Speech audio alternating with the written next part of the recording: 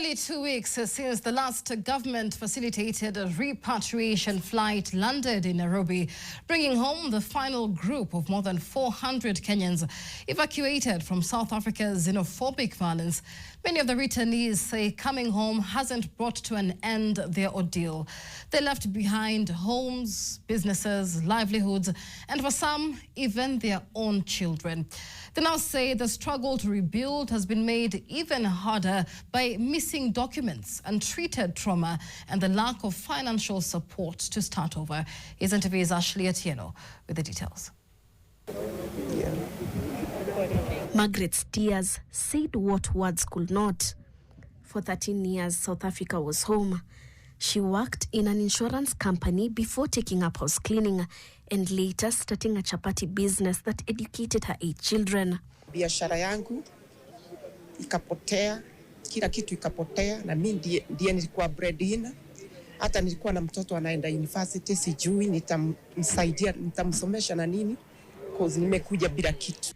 Margaret is among more than 400 Kenyans repatriated from South Africa between June 30th and July 9th after weeks of xenophobic attacks. And on Tuesday, many of them gathered at the State Department for Foreign Affairs offices in Nairobi.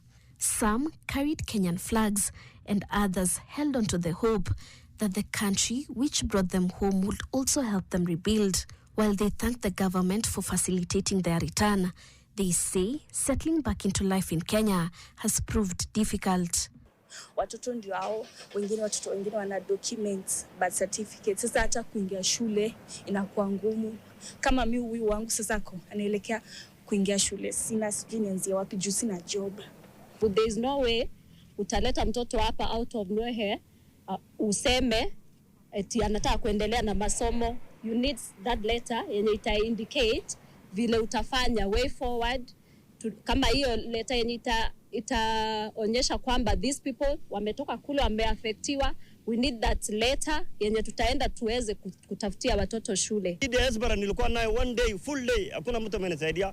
Ile muhimu leo afadhali sisi wote tuingie ndani kama bana serikali watusaidie. For Brian Wangari, however, the greatest loss is not his livelihood, it's his child.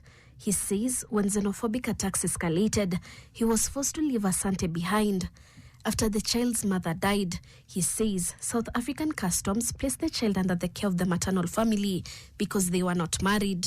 Kuna hiyo ban ya 5 years. So if wanaweza ongea na like a EU government like South Africa and the Kenyan government waongea like what they try to, at least you can be able to like go and watch these are children every few months or every 1 year at least. And as they try to rebuild their lives, the returnees have formed a WhatsApp support group where they encourage one another and share opportunities.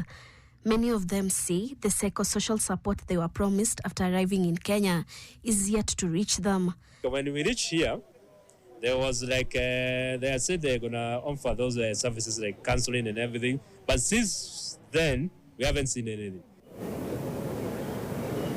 After nearly 2 hours behind closed doors, representatives of the group finally emerged with what they described as encouraging progress.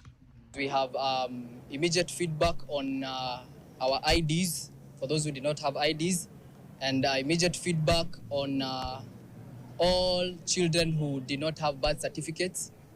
We also have immediate feedback on the psychosocial support they promised.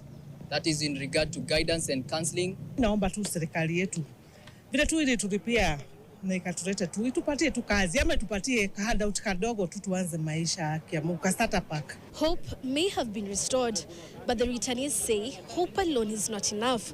What they need now is funding, support to rebuild the lives they were forced to leave behind and begin again here in Kenya. Ashley Atieno, NTV.